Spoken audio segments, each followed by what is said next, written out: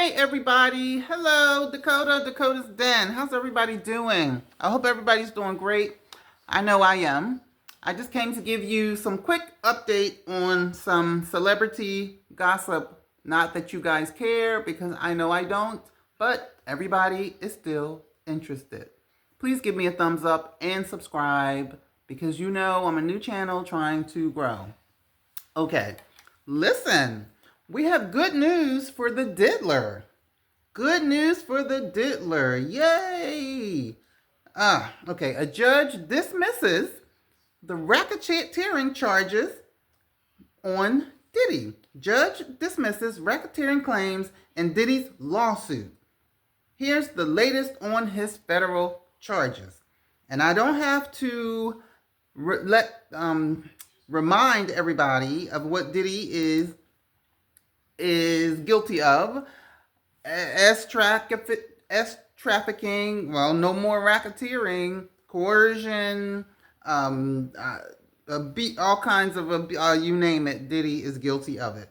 But this is good news for him. I mean, Jay-Z got off. The Jane Doe, 13-year-old girl who said that Jay-Z raped her, Jay-Z and Diddy, that's been dropped. Things are looking up for Diddy. So a judge dismisses racketeering claims made against Sean Diddy Combs by the producer Rodney Lil Rod Jones. Y'all remember Lil Rod? Lil Rod was ride or die with Diddy. He was partying with Diddy. He was, from what I understand, he was a good producer. He was always at Diddy's house. He was always in the mix. He had an interview on YouTube some months ago. It was a serious interview with a new YouTuber named Tissa Tells. It was a serious interview. He was on there. He was crying, okay? He was saying that he's in hiding. He didn't have any money. He was in fear for his life.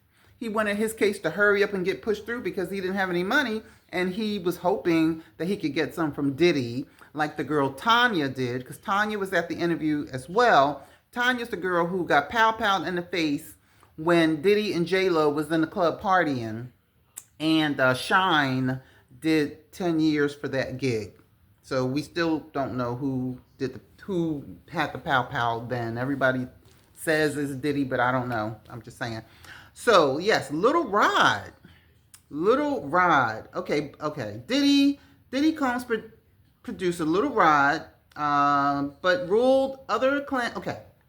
Judge dismisses racketeering claims, but rules that the other allegations, the trafficking allegations, could move forward, as the disgraced hip-hop mogul is less than 2 months away from his standing trial. So the racketeering conspiracy charges are gone, but the trafficking charges will remain. That's good news. That's good news for Diddy. That's good news. U.S. District Judge Otkin said Rodney Jones, Lil Rod, a former producer for Combs, who sued the rapper last year, saying that Lil Rod is saying that Diddy forced him to engage in acts with workers and accused him of trafficking, and she said it did not show significant damage to business or property to bring the claim of racketeering against Diddy. So wait a minute. So Lil Rod is saying that Diddy forced him to have with workers and things like that. God knows what else. How is one grown man going to force another grown man to have with workers? No. I'm not buying that, Lil Rod. I mean, I'm not saying, I don't know what I'm saying because I wasn't there. But usually one man cannot force another man to have But since when do you have to force a man to have Never. Not that I have ever heard of. I don't know. Maybe you have, but I doubt it. Right, ladies?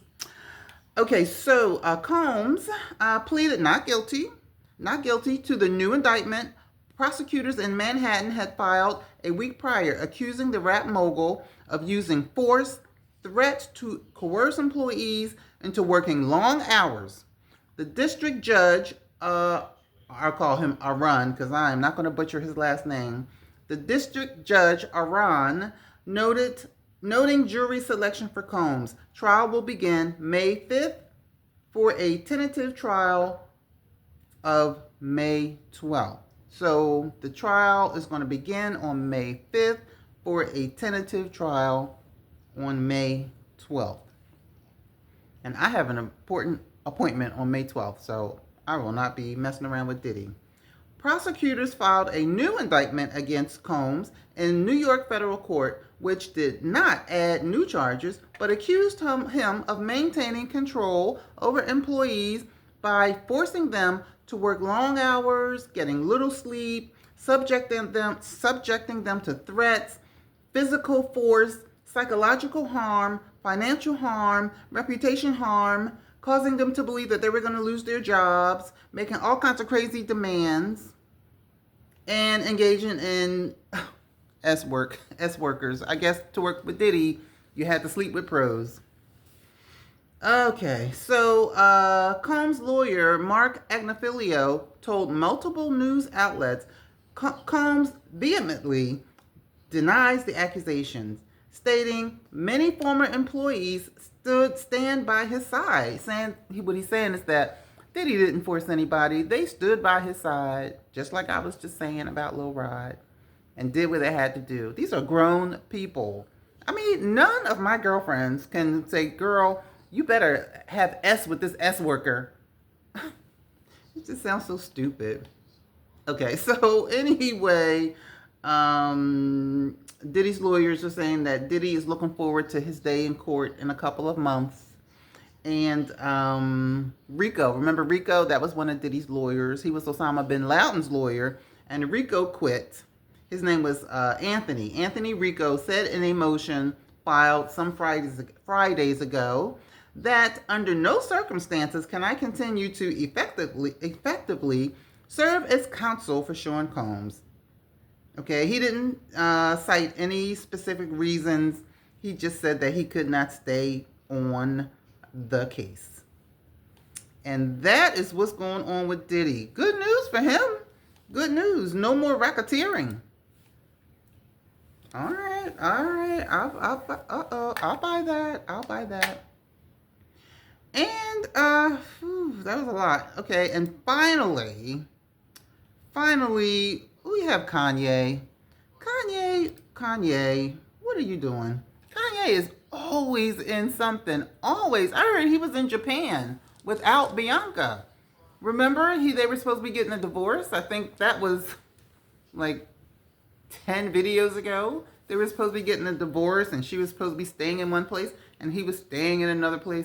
Now they're being seen back together again. Now, you know, these celebrities, they make such liars of you. And just know, people, we're not liars. It's just that they're fickle. So it makes us report fickle. I don't know. So anyway, Kanye West is being sued. And we're surprised because he's being sued by a singer-songwriter, Allison Merton, who claims that the rapper sampled her song after she denied his request to sample the song. And she denied his request because she believes he is anti-Semitic.